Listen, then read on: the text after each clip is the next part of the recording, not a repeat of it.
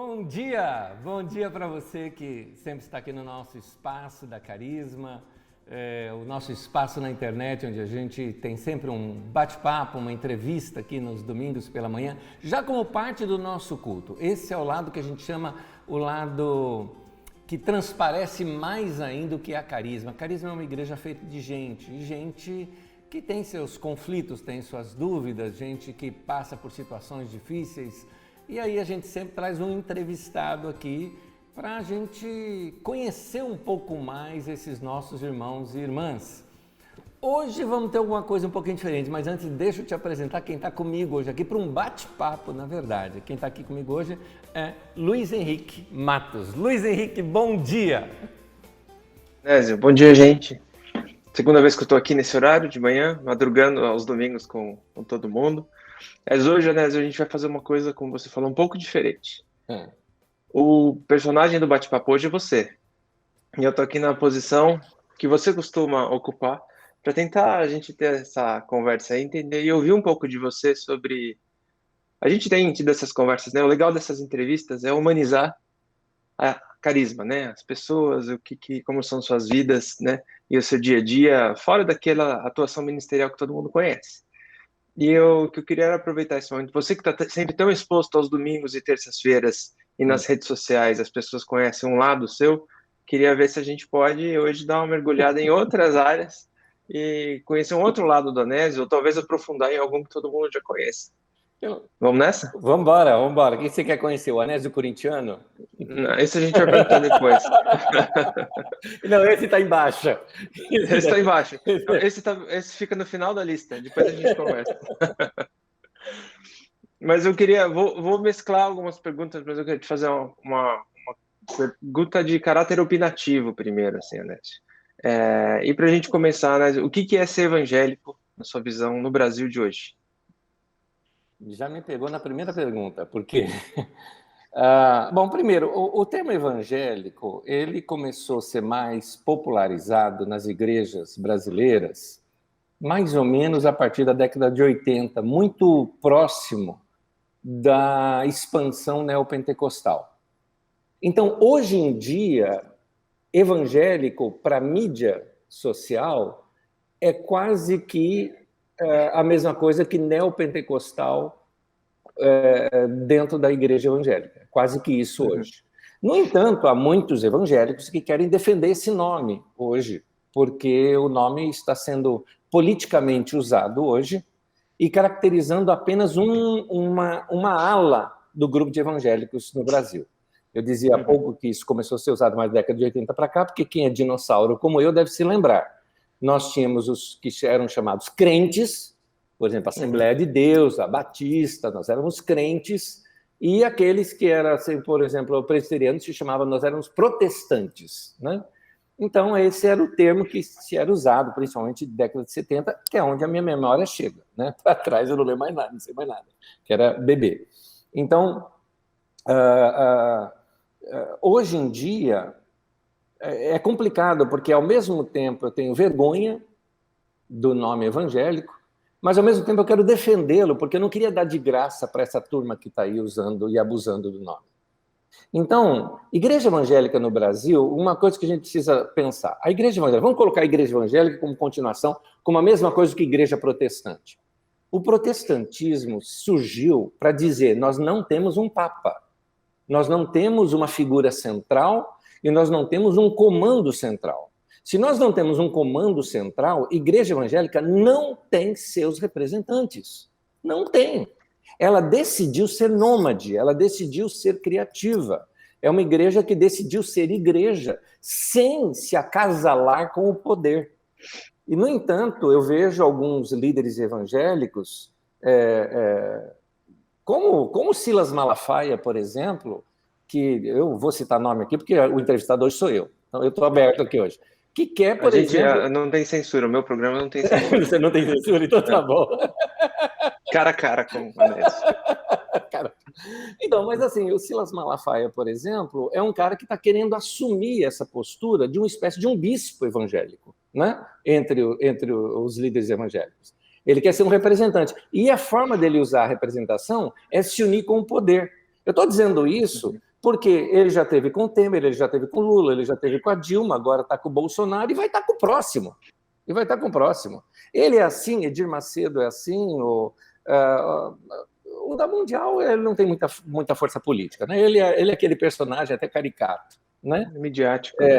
Então, parece que só é evangélico aqueles que estão na mídia e que tem essa caricatura de alguém, ao mesmo tempo ligado ao poder, ao mesmo tempo poderoso e que tem um rebanho enorme que eles comandam por detrás. Então, nós precisamos acabar com isso. Por isso que eu sou contra essa junção de igreja com política. Eu acho isso uma prostituição, igreja com política. Eu acho um uso errado do nosso dom ministerial e pastoral. Um pastor amigo meu uma vez me perguntou assim, falou: Anésio, tem um deputado que é na minha igreja e pediu para eu apresentar para a igreja toda. O que você me diz disso? Eu falei: olha, eu acho que você está usando errado o dom que Deus te deu. Porque Deus deu para você e deu para mim influência para nós pregarmos o evangelho. É para isso que ele nos deu influência. Agora você vai pegar essa influência que Deus te deu para pregar o evangelho e emprestar para um cara que tá na política, entendeu? A troco de quê? Ninguém faz isso de graça. Você está se vendendo. E quando se vende o corpo, é prostituição. Você está vendendo o corpo da igreja. Isso é prostituição. Ou você foi muito pesado. Eu falei: foi, para ver se você acorda. Realmente, ele me ouviu. E agora um detalhezinho. Agora, na CPI, apareceu quem? O nome desse deputado. Está citando ali de fundo lá na CPI. Ainda não teve nenhuma coisa em cima dele forte, não, mas já está caindo de escândalo. E aí? Entendeu? Então, é complicado essa característica do que é ser evangélico hoje em dia.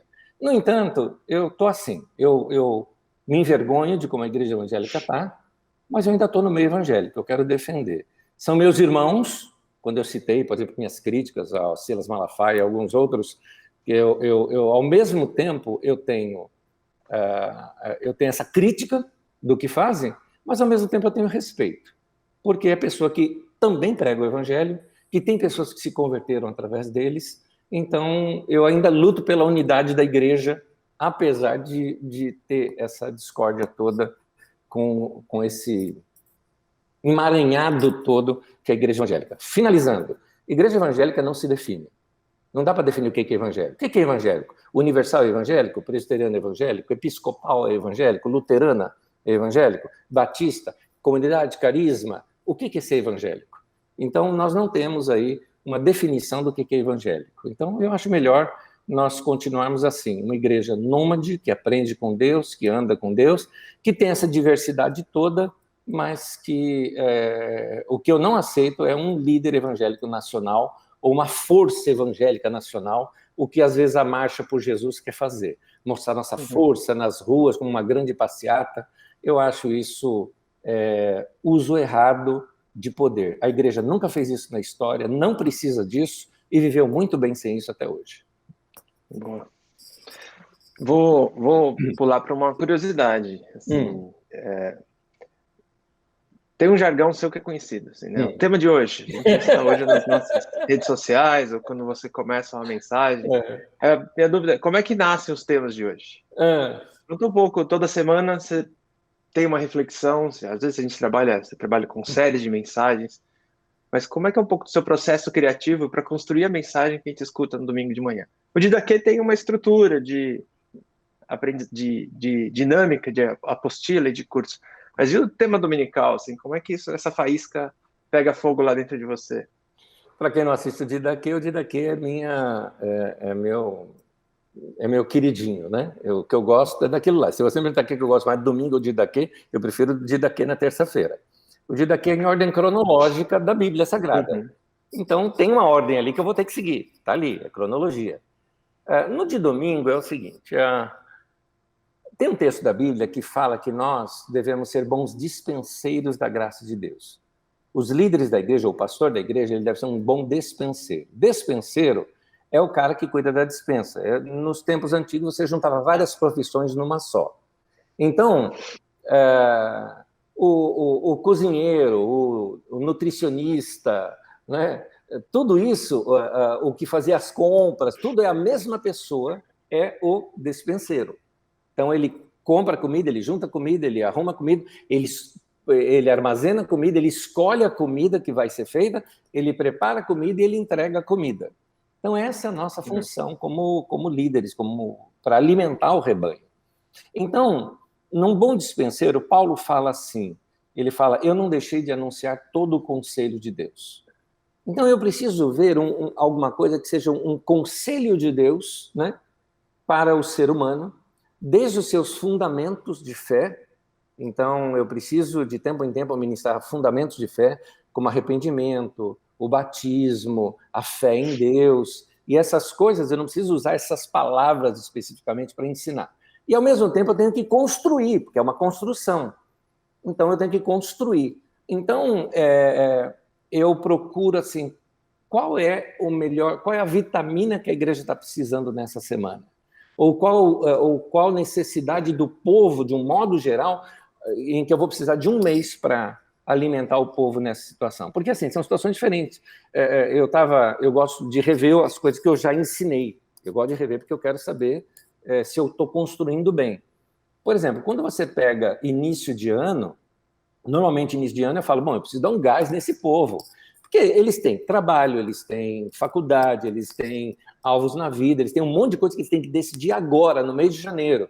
Então, mês de janeiro, geralmente, é aquela coisa, vamos viver, eu quero mostrar como a Bíblia nos mostra essa vida dinâmica. No entanto, no meio da pandemia, eu não pude fazer isso no meio da pandemia.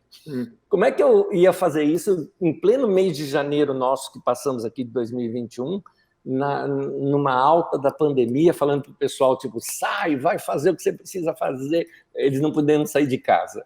Então, ela é muito assim, tem que ser muito adequado ao tempo e ao momento em que estamos vivendo. Por exemplo, na mensagem de hoje, apesar de parecer uma mensagem muito assim, tratando de questões mais positiva, né? O tema de hoje é faça a sua vida acontecer, né? Parece assim um tema de autoajuda, né? Na verdade, eu vou tratar com pessoas que estão enlutadas, pessoas que precisam enfrentar, e mostrando que a vida é assim, a vida se constrói. Na vida a gente tem filho, na vida a gente casa, na vida a gente morre, gente querida morre, a gente enterra pais, né? A gente tem situações de irmãos que morrem, e tudo isso vai estar nas histórias de Gênesis que eu vou contar hoje. Então, eu procuro humanizar os textos das Escrituras Sagradas, né? Por exemplo, eu costumo defender o seguinte, eu tenho um pouquinho de aversão de americanismos e, sei lá, europeísmos, né? Sei que eu posso usar isso. Porque hoje na teologia, parece que teologia é só o que o europeu escreveu e que o americano piorou um pouco, né?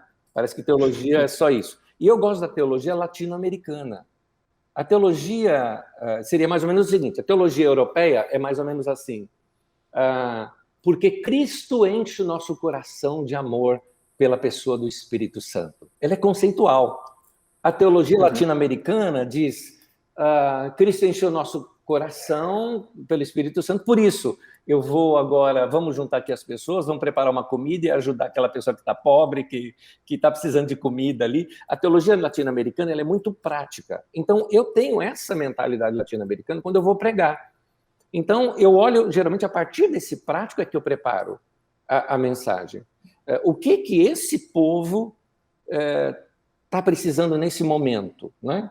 Por exemplo, o que as pessoas estão necessitadas nesse momento para sua construção espiritual. É em cima disso, e aí o que eu faço? Assim que eu preparo. Eu, primeiramente, ponho um monte de pensamentos, ideias e meditações que eu venho tendo ao longo da semana, ou ao longo do mês, porque às vezes é uma série, eu preparo para 3, 4 semanas, né? Ao longo da semana eu vou revendo aquilo, eu vejo mensagens minhas que já preguei sobre aquele assunto, para não ficar, ao mesmo tempo não ficar repetitivo, ou ao mesmo tempo repetir de propósito, que é tão importante que precisa ser repetido de novo, né? Como hoje mesmo, eu vou repetir 2 trechos que eu ministrei em maio do ano passado. E eu vou repetir, porque é importante fundamentar aquilo, que as pessoas saibam bem. E aí, depois é que eu começo examino bastante o texto bíblico, e aí que eu começo, vamos dizer assim, a enfeitar o texto, né? Onde você coloca um exemplo, uma ideia, essa parte não fica bem aqui, vem aqui para o começo, e aí depois você faz algo que eu aprendi com uma pessoa muito querida que me ensinou o seguinte: precisa fazer lipoaspiração no texto, né? Quando você... Aqui tem coisa demais, porque é verdade, às vezes eu preparo assim 15, 16 páginas e tenho que terminar em 5, 6 páginas, né? Então eu tenho que lipoaspirar ali o texto para não ficar cansativo. É assim que eu preparo. A última coisa que eu preparo é o título. O tema de hoje é aquela última. Tanto que... Acho que ele é de hoje mesmo, né? Tanto que, na maioria das vezes, eu leio o tema de hoje. Né? Teve um irmão até que uma vez fez um videozinho onde ele copiou todas as vezes que eu falo o tema de hoje. E todas as vezes eu olhava para o meu computador, vamos dizer assim, né? Tema de hoje, e olhava, né? Vai assim... Aí tem um que eu estou na frente do computador, né? Eu estava no púlpito lá da Carisma, né? Eu estava na frente, tema de hoje, e qual que é o tema de hoje mesmo? Eu voltei lá atrás para ver qual que era. Quero trazer a memória. Tinha que ser Quero trazer a memória. Onésio, nesse tempo que a gente está de pandemia, acho que desde março do ano passado, quando... especialmente no ano passado, né? Até um bom período do ano passado, você levou a Carisma para dentro da sua casa, né? Hoje a gente tem assistido as mensagens de você aí na comunidade com uma estrutura e tal, e a gente acabou conhecendo um pedacinho da sua sala, a girafinha, tinha dia que a girafa estava para cá, virado para lá, tinha gente que comentava no chat sobre onde a girafa estava, cadê a girafa, cadê a decoração? E isso trouxe outras amostras da sua vida pessoal. Você, apesar de falar abertamente sobre a sua vida familiar, você tem uma sua privacidade bastante respeitada. Mas como é que tem sido, e especialmente como é que foi essa mistura, né, da Carisma no meio da sua sala de estar, né? Como é que fica o convívio familiar, ainda que um pastor seja, talvez a profissão seja mais difícil você fazer uma separação de trabalho e família, mas nesse caso você trouxe a igreja inteira para o lado do sofá, né?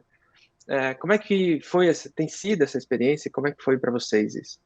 É interessante porque, de uma certa forma, ela é contraditória para mim, porque uma das coisas que eu dou como conselho para os meus amigos pastores mais novos é: separe o ministério da sua família, da sua casa.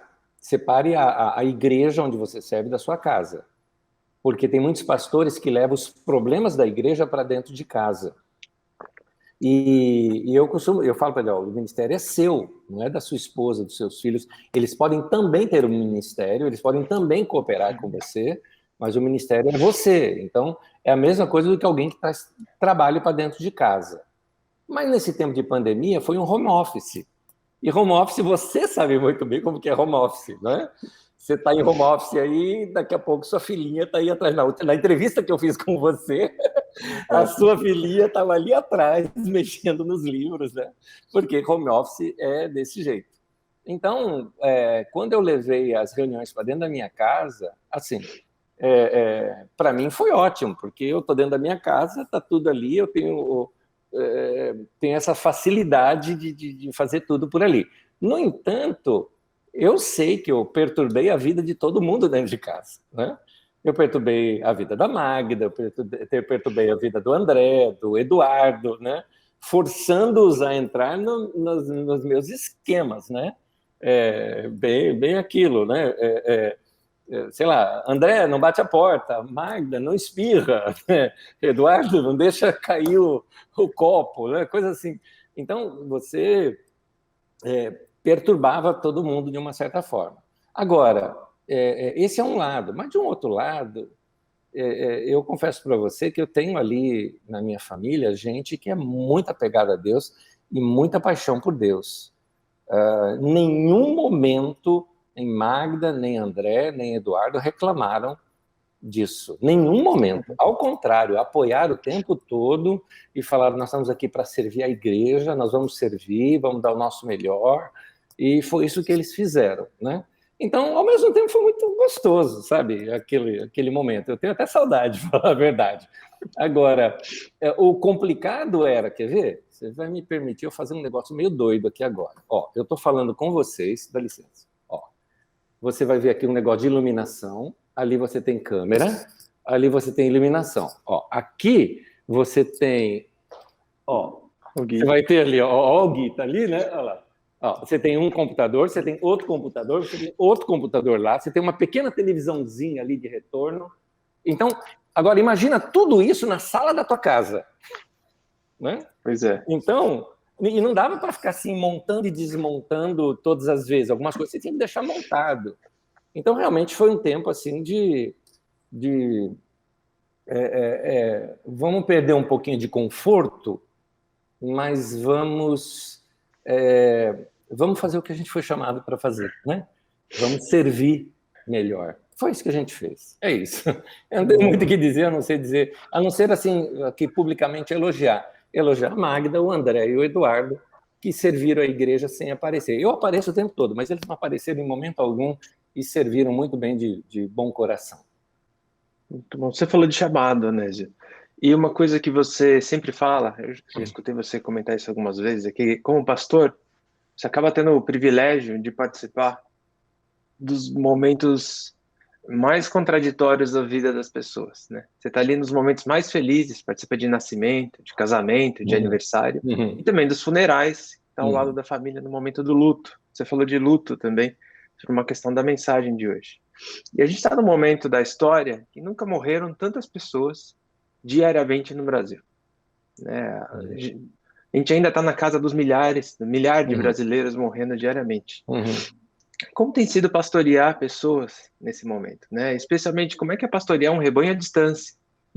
Porque não poder estar ali e tocar na ovelha. Uma vez o Jamé, que é quem você sempre menciona como nosso avô aí, ele falou, o pastor, ele conhece o estado de saúde da ovelha quando encosta, né? A ovelha, quando está doente, ela muda a temperatura, né? Como que é pastorear à distância e num momento como esse? E uma outra coisa, se puder me dar uma pergunta, como não ficar anestesiado diante de tanto sofrimento todo dia, né? Conta um pouco para mim. Olha,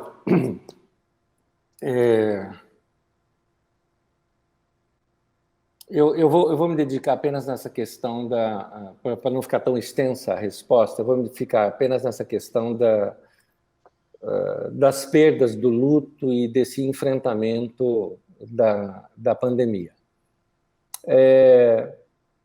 Tem um lado muito triste nisso tudo, muito triste. Eu confesso para vocês que eu não sei como é que vai ser esse nosso retorno, porque vai ter muita alegria em ver tanta gente, mas existem algumas cadeiras que vão ficar vazias. Eu não estou falando aqui por causa do distanciamento social, estou falando de gente que sentava ali que não vai estar mais. Eu tenho saudade de algumas pessoas que assim, eu amava. Gente que chegava no culto, naquele lugar, tinha aquela senhora que vinha, que me dava um abraço, eu não vou ter mais o abraço dela, entendeu? Então, essas coisas doem muito na gente. Lá em casa, a gente ora por todas as pessoas que passam por problemas e acompanha. A Magda, ela tem uma lista de todas as pessoas por quem nós oramos, inclusive a lista de todo mundo que faleceu, né? E isso é uma perda, e isso faz parte da vida. Aliás, vou tocar isso na mensagem de hoje. Faz parte da vida essa perda, né? Faz parte da vida você vivenciar o luto, você não pode deixar de viver o luto. Agora, a quantidade de pessoas que foram morrendo, e você ouvindo pessoas morrendo quase que o tempo todo, já teve situações de 3 na mesma semana, teve situações assim, angustiante, teve uma para mim foi angustiante, onde eu não podia fazer o funeral presencial, fiz o funeral pela internet, não é? Então, angustiante, dor mesmo. Situações de revolta, porque pessoas que morreram porque não tomaram vacina, porque a vacina não chegou.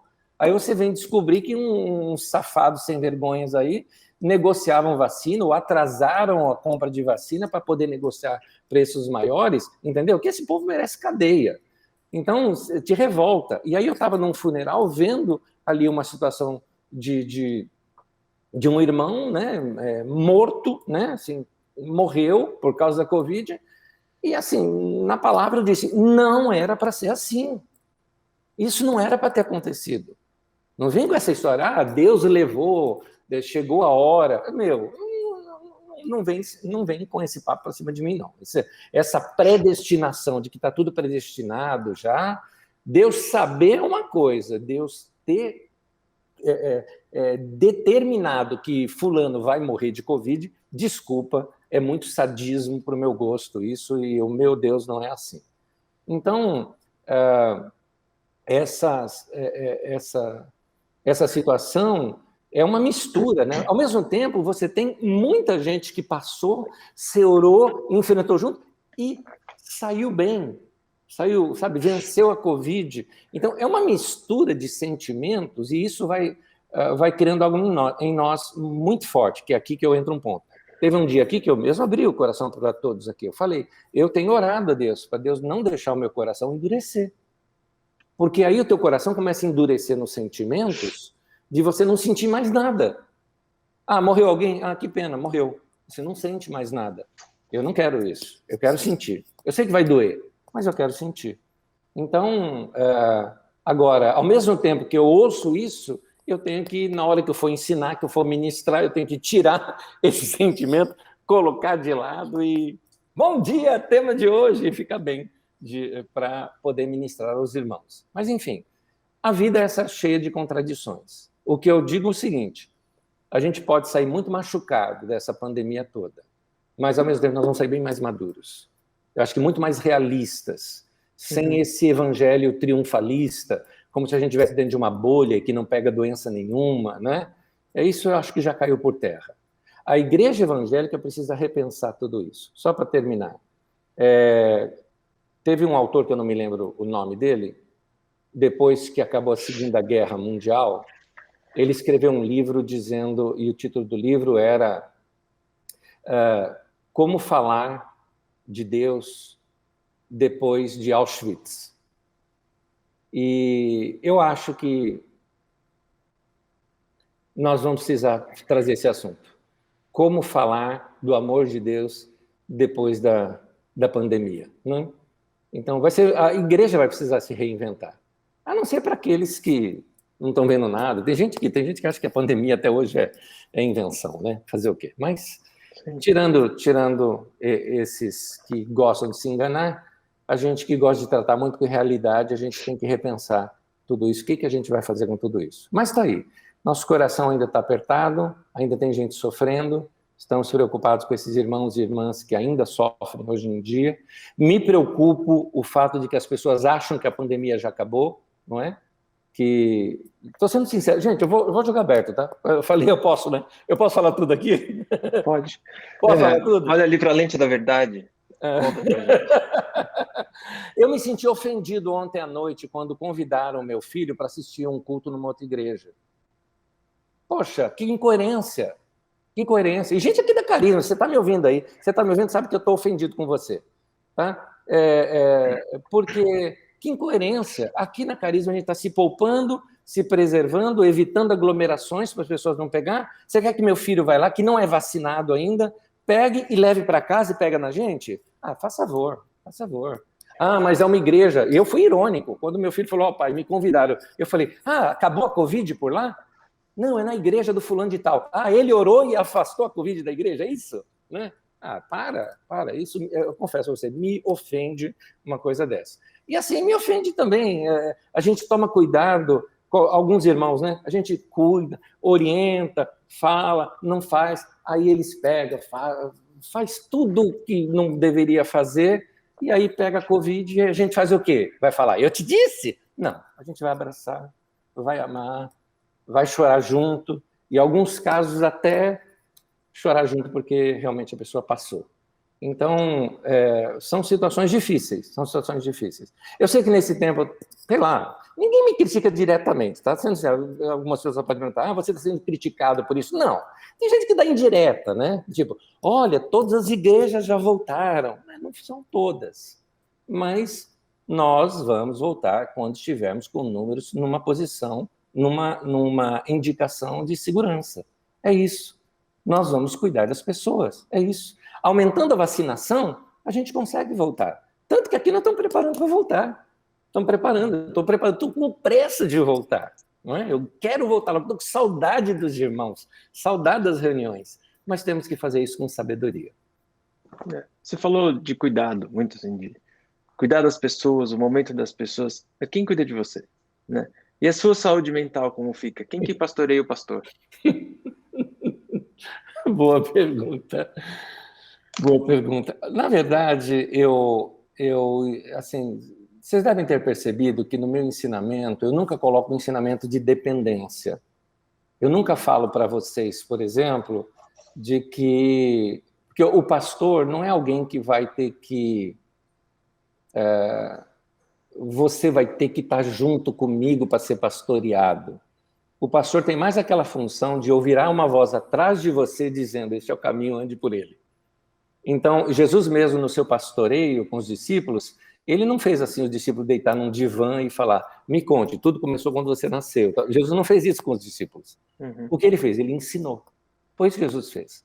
O pastoreio, o discipulado de Jesus com os discípulos foi ensinando.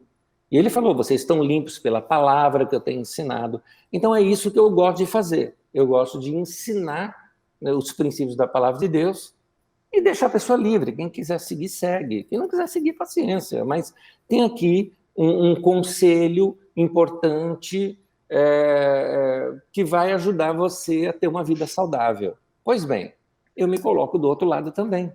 Eu ouço homens e mulheres de Deus, eu ouço conselhos. Eu não sou uma pessoa que não ouço conselhos, que se você me conhece, você sabe disso. Eu tenho meus amigos, né? Os próprios pastores aqui da nossa comunidade me ajudam muito. Na minha própria família, eu ouço o conselho deles também. Eu não sou aquele cara de marido é o cabeça do lar. Eu não sou esse cara assim, cabeçudo, sabe? Eu ouço conselhos, pode vir da minha esposa, dos meus filhos, pode ser do filho mais novo que eu tenho. Se ele me dá um conselho, eu sigo também. Então, eu acho que é importante a gente ter um coração ensinável, sabe? E aprendendo sempre. Então, eu acho que o pastoreio vem principalmente dessa questão de se abrir para ouvir outros, né? E é o que eu faço. Tem vários irmãos e irmãs que eu gosto de ouvi-los. Agora, também, mas eu faço uma das coisas... Você ouve conselhos. Eu ouço conselhos. E eu também tenho uma coisinha que eu chamo de puxar o pininho da panela de pressão, né? Porque tem coisa que enche, sabe?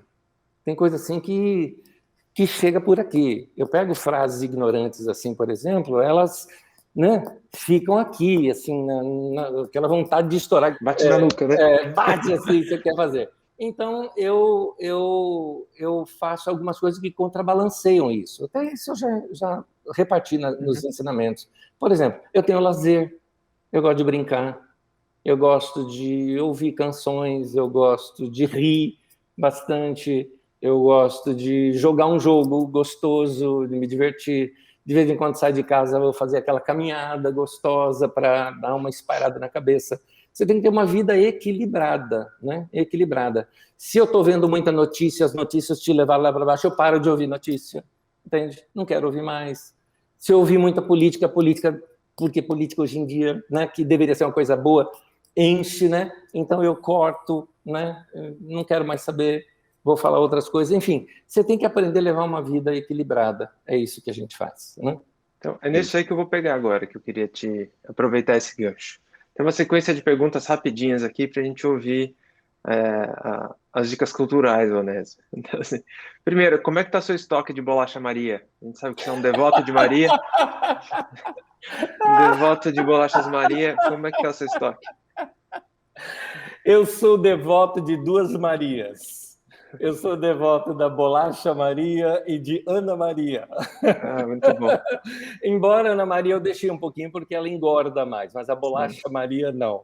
Rapaz, aqui em casa a gente é devoto de Santa Rita Lobo, a gente parou de comer ultraprocessado. Então a Ana Maria não frequenta. Não, mas na Ana Maria Braga, Ana Maria é aquele bolinho, Ana Maria. Mas é uma comida, né? Então. Tá abastecido?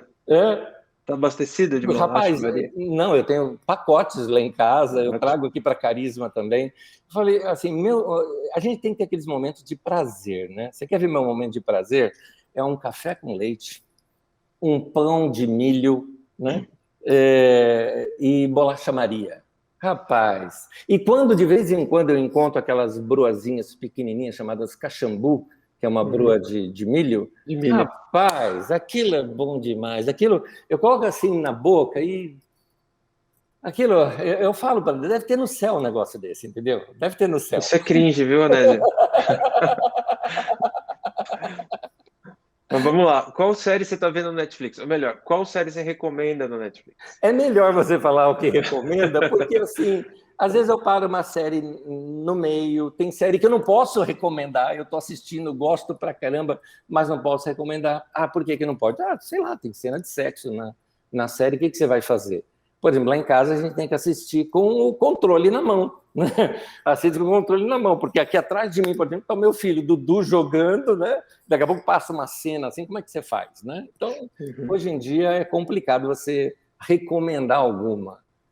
Ah, que série que eu recomendo? Atualmente eu tava curtindo uma série chamada CPI. Ela estava muito legal, essa série. Ela era drama, ela Drama. era comédia, ela era... Ó, e como diz na CPI, tem 15 minutos. A gente tem. Estamos quase lá. Mas é Falta assim, 15 minutos. eu não tenho muita, não, porque eu não assisto muitas, né? Assisto poucas. Eu pego uma e fico. Tem umas bem divertidas, né? Mas, sei lá, recentemente eu vi uma chamada O Método Kominsky, que eu achei muito engraçado, porque zoa homem já na terceira idade. E eu tenho que ficar me preparando para essas coisas. Mais uma aqui. Qual foi o último livro que você leu e recomenda? Indica. Então, eu costumo ler 2 ou 3 livros quase que ao mesmo tempo. Então, um dos livros que recentemente terminei, mas eu ainda preciso fazer algumas revisões, porque algumas coisas eu não consegui decorar de tanta informação que tem, inclusive foi você quem me emprestou. 1499 é um livro que trata Reinaldo José Lopes, né? do Brasil antes de Cabral. Então, eu gosto muito de história, então eu curti pra caramba. Por exemplo, eu estudei recentemente a história escandinava, inteirinha, né? E não tem a ver com livro, eu fui por pesquisa mesmo. Então, eu li artigos, eu li vários. Então, não é um livro em si que eu li, mas eu quis aprender sobre história escandinava e gostei e curti pra caramba. Hoje, de Viking, eu entendo tudo. Né? E também, por exemplo, aí, tá vendo? Eu tenho um problema de nome de livro. Rapaz, eu tô com o livro na mente, o livro na minha cabeça, eu sei o conteúdo do livro. Bom, eu já te falo, no chat vai aparecer daqui a pouco. A Priscila, nossa secretária, me deu um livro dele recentemente, que eu já tinha lido, e ela me deu agora o livro. É esse autor e que me deu um branco aqui agora, é um biblista, que inclusive teve uma vez, temos a honra, né, de que uma vez ele esteve na nossa faculdade de teologia aqui na Carisma, e ministrou aqui com a gente. E eu amo demais os livros dele. Mas eu não recomendo, porque são livros de teologia, teologia pura. Então, muita gente vai ler e fala, nossa, que coisa chata de ler, né? Mas, para mim, é o contrário. Eu vibro com aquilo, eu gosto demais. Eu leio pouquíssimos livros de... Pouquíssimos, ou posso até dizer que eu não leio, são livros de... Eu não vou... Não é uma crítica, por favor, não é uma crítica. Seria livro de autoajuda, por exemplo. Eu não leio, porque eu acho enjoativo. Eu acho que é a mesma receita que é simplesmente refeita para vender. Então, eu não costumo ler muito livros assim, não. Né? Então, que é o que mais tem hoje de livros evangélicos, né? Como vencer, não sei o que lá, como ter uma fé, tal. Eu não sou muito ligado nesse tipo de leitura, embora eu mesmo utilize essas expressões nas minhas mensagens, não é bem o tipo de livro que eu curto. Bom. Que música fez a sua semana hoje? Mais tocou na sua playlist essa semana? Aí você me pegou, porque também tá uma coisa muito variada para mim, tá? Você vai me ouvir cantando como que é o meu preferido, tá? Meu preferido são dois. É uma playlist que eu tenho do Osana Music, que eu amo, né? Principalmente com Don Moen e tantos outros, mas os antigões eu gosto bastante e vibro com eles. E também os antigões da comunidade de Goiânia. Esses, para mim, são demais. E esses, para mim, têm uma classe especial, porque eles, para mim, são, assim, adoração. Não é só uma música que eu escuto, é uma música que me preenche. Mas eu escuto de tudo, cara. Esses dias, por exemplo, eu escutei até soul music. Você imagina o Anésio dançando soul? Peraí, que eu vou imaginar até a gente volta. Um dia desses eu me empolguei, eu estava assim, no carro, assim, seguindo o ritmo da música, né? Eu parei num semáforo, né? E estava seguindo o ritmo de uma música, quando eu olhei para o lado, o cara estava ouvindo o que eu estava falando e estava também no mesmo ritmo, né? E era um rock, vamos dizer assim, né? Mas esses são momentos de desestresse, viu? Brasil, em que fase do Assassin's Creed você está? Me dedurou! Agora você me dedurou. Agora você me dedurou. Olha, eu digo o seguinte: as pessoas precisam aprender a se divertir na vida e encontrar alguma coisa que lhe divirta. E eu achei uma coisa que me divirta. Eu tenho um jogo chamado Assassin's Creed que eu não recomendo também. Eu não vou recomendar também. Porque vai ter de tudo. No jogo eu tenho que assassinar alguém. Pastor, você vai ter que assassinar. Entendi. É jogo, né? Para mim é brincadeira, né? No jogo tem cenas no jogo que também não são legais. Então eu não posso recomendar. No entanto, o jogo é feito por historiadores. E a história por detrás do jogo é que me interessa. Os cenários que eles criam no jogo é fantástico. O Assassin's Creed passado na Grécia, por exemplo, me ajudou a entender melhor as cidades gregas onde Paulo passou, como Corinto, por exemplo, sabe? Eles reconstroem aquelas cidades. Eu achei o máximo aquilo, muito bem feito. Então é isso que eu vibro no jogo. Eu não fico com pressa de acabar, eu fico fazendo todas as fases do jogo, passeio, subo, escalo. Eu me lembro uma vez aqui na Carisma, uma pessoa chegou para mim e falou que tinha ido para Florença. E eu falei, puxa, então, e você viu lá o Duomo, tal, e aquela torre e tal coisa. Falou, nossa, né, você já foi lá? Falei, fui, até escalei lá, na verdade, foi no jogo, entendeu? Eu nunca tinha ido no lugar, nunca fui no lugar, né? E conhecia pelo jogo. Então, eu gosto muito, né? Do jogo e isso me faz. Eu tô jogando o Valhalla. Valhalla se dá da invasão dos vikings na Inglaterra. E ali eu me divirto com aquilo tudo. Mas não recomendo, não, tá? É muito violento. Gente, eu jogo futebol também, futebol é tão violento quanto. Por falar nisso, a minha última pergunta nessa linha é: você acha que o Corinthians esse ano vai ser eliminado em qual fase da Libertadores? Da Libertadores! Eles não chegaram não, né? Desculpa, então não pulo para outra pergunta. Meu Corinthians está tão ruim que nem no jogo que eu jogo de futebol, que é o FIFA, tem o Corinthians. Você tem o Juventude. Você tira a cartola, né? Eu tiro a cartola para o Corinthians. Você tem o Juventude, mas não tem o Corinthians. Por falar em cartola, me dá licença, tem uma coisa para eu me orgulhar. Tá? É a hora do seu merchan. É a hora do meu merchan. Nós temos um grupo na Caribe que a gente joga um jogo chamado Cartola Futebol Clube, né? O Cartola FC. Vocês devem me ver aí pela Globo e tudo mais. Eu tenho orgulho de dizer que o último campeão fui eu, tá? Então, de futebol eu entendo. Só que eu tô mal pra caramba, eu tô com medo de ficar na lanterna nessa semana aqui. Vamos lá. Anésio, voltando um pouco para o ponto de igreja, e a gente vai encaminhando para o encerramento aqui. Daqui a pouco o alerta da CPI aparece no fundo, tem 5 minutos. Nesse período, além dessa questão que a gente fala do pastoreamento no home office, tudo, a gente está longe aí da comunidade. Todo mundo que está assistindo aqui, a gente vê esse pedaço da Carisma que é o fundo do ambiente onde você está. E sei que você se empenhou também e mergulhou como gestor, né, administrador dessa operação. E vocês têm preparado coisas para o retorno, no momento em que a gente retornar. Conta um pouco disso que está acontecendo nos bastidores e do que vem sendo feito, e um pouco desse papel que você também desempenha, né? E que a gente não enxerga, a gente te vê ministrando aqui.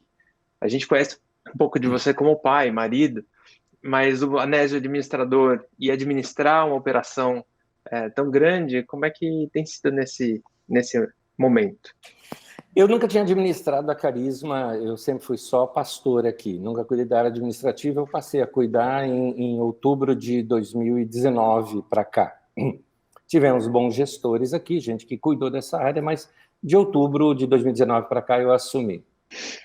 E nesse tempo, eu procurei trazer uma outra forma de gestão onde ela é mais focada naquilo que é útil principalmente para o que as pessoas podem usufruir, né? Então, vamos lá, vai, eu vou dar alguns spoilers aqui. Spoiler para É você isso que a quando gente você quer. voltar. Para É você isso que a gente voltar. quer. Vou começar lá de cima. Lá de cima que eu digo é que nós temos um morro aqui e a gente tem um problema sério aqui, que por um erro da Sabesp, que nunca consertou isso para a gente, a água da rua ela é canalizada para dentro do nosso terreno e forma ali uma cachoeira de água. Por isso que vocês vão notar que sempre nosso estacionamento é cheio de barro, isso e aquilo, porque isso custa muito caro fazer isso. Mas nós fizemos um planejamento financeiro para consertar isso. Então, nós vamos fazer toda uma canalização ali, alguma coisa que não aparece. Não aparece, canos não aparece, né? Esgoto não aparece, né? Essas coisas. Então, nós vamos fazer uma coisa ali, mas vamos aproveitar e remodelar aquele lugar. Por exemplo, esse nosso morro aqui, nós estamos com um planejamento, esse ainda é planejamento, tá? Esse não está pronto. Nós vamos querer fazer alguns pequenos platôs, onde as pessoas possam ali ter um espaço que a gente vai chamar de a nossa montanha de oração. O Yangshuo não tinha montanha de oração deles lá na Coreia? Nós vamos ter a nossa aqui também. Um espaço para quem quer orar, vai ali, vai ter seu tempo com Deus. Esse ainda não está pronto. Na verdade, nós estamos para começar aqui dentro de 1 ou 2 semanas, para começar ainda esse projeto. Ele é um projeto longo, então talvez quando nós voltarmos, ainda esteja em construção esse ponto. Bom, olhando aqui para dentro, nós... Tem uma que eu vou deixar como surpresa, não vou contar, tá? Tem uma que eu não vou contar, que tem a ver com a nossa jardinagem, nossa decoração, nosso paisagismo aqui que nós vamos mexer, mas esse eu vou deixar na surpresa. Lá dentro do salão de reuniões, nós resolvemos alguns problemas. Resolvemos o problema de iluminação infiltrada, que vinha de cima, trocamos o nosso forro e melhoramos a nossa ambiente, que nós passamos muito calor na Carisma, né? Nós praticamente triplicamos a ventilação dentro da nossa comunidade. Não em termos de força, mas em termos de frescor. Aumentamos aqueles climatizadores, né, na nossa comunidade. Nós vamos ter, assim, cultos mais gostosos mesmo durante o verão. Ajudando isso também, nós vamos começar, inclusive aqui já nessa semana, uma cobertura aqui no lado de fora também, ampliando o nosso espaço aqui para a cafeteria, onde a gente coloca mais mesas, num lugar bem coberto, bem gostoso, né? Porque eu acho que é importante, o povo vai estar sentindo falta de comunhão. Então, sentar junto para tomar um café junto e tudo mais, vai ser muito bom. Algumas modificações também na nossa hamburgueria, que a gente está planejando. Nós já mudamos também o nosso palco está diferente. Mudei lá as paredes de fundo, mudamos o nosso telão, hoje nós estamos com um telão super largo lá na frente, que ainda não inauguramos, né? Quando a gente voltar. Quem vem lá de baixo, lá daquela avenida que tem lá atrás, né? Nós estamos fazendo reformas por lá, e assim que você entra, você vai entrar num corredor gostosinho, sabe, com iluminação direcionada ali para a parede, para a gente ter ali algumas coisinhas bonitas para a gente ver antes de entrar para o salão de reunião, porque antigamente você praticamente caía dentro do salão de reuniões, né? Então, demos uma modificada. Banheiro feminino, tá fofo o banheiro feminino, tá bonito, né? Tá bonito, né? Uns quadros bonitos, umas paredes bonitas, tá muito bonito lá. Então, nós reformamos aquilo que é de uso, né, das pessoas aqui da Carisma, né? Onde você se sente mais confortável no local. Eu acho que dar esse conforto e dar um espaço maior para a comunhão é o que a gente está usando. E o principal aqui também é o nosso berçário. Nosso berçário vai ficar... Igual vocês fizeram com o nosso Ministério Infantil quando ficou pronto, papai e mamãe, o berçário nosso vai ser show, muito fofo. Já tá... A gente vai ter mais um bebê aqui em casa só para usar. É isso. Tem que a Manu tá lá no quarto. É isso. Enfim, nós estamos gerenciando tudo isso e, com isso, gerenciando também a questão de falta de... nós temos essa questão nossa na Carisma, né, eu perdi aqui.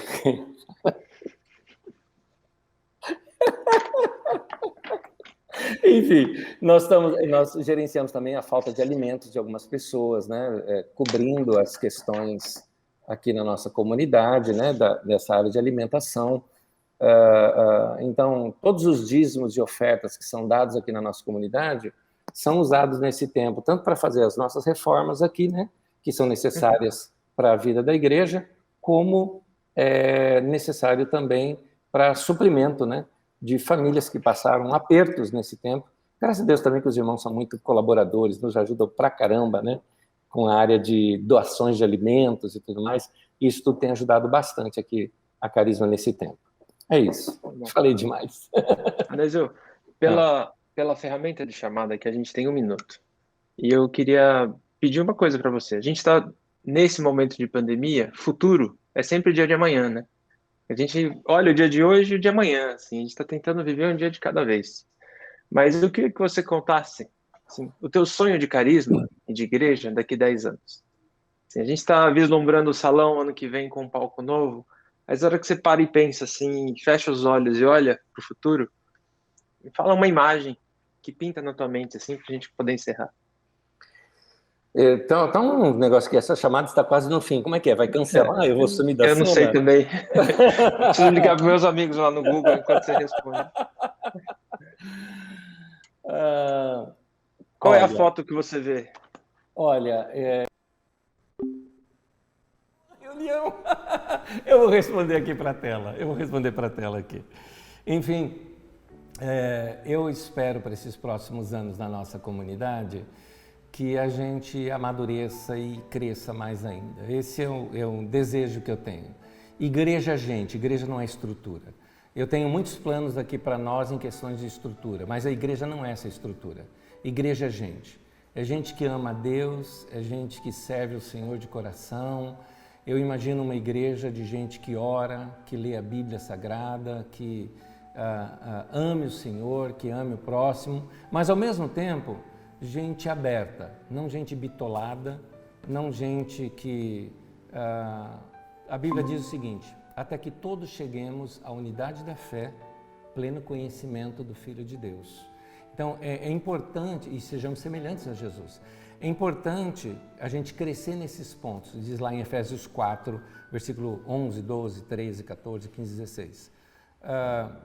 Aí em Efésios 4 também fala para que nós não sejamos mais como crianças, levados ao redor por todo o vento de doutrina.